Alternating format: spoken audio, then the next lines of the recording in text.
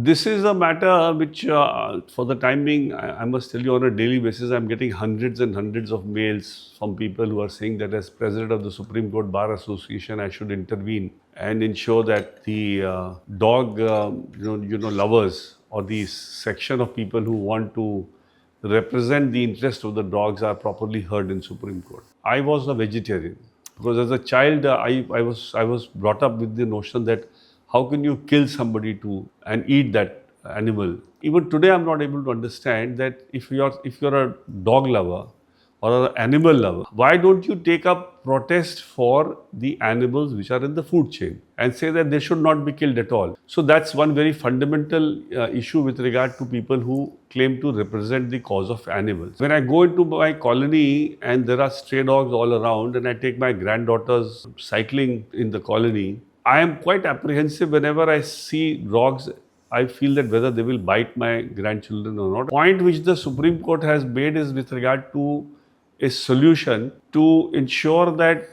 more and more people are kept away from the menace of a dog bite. So what the court is doing, I would not like to intervene in those proceedings unless I'm very strongly convinced that amongst the animals, dog have a very more important place amongst animals, and there is a need to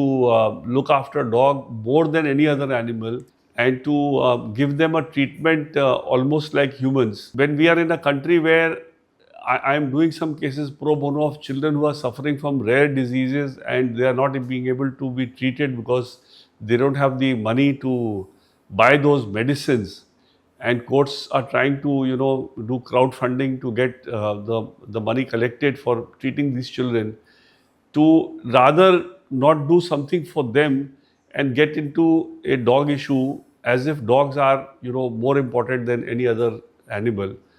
is not something which I'm very convinced about. So I have not felt the need. I think the court is also trying to take the views of the authorities and trying to provide for sufficient shelters for the dogs.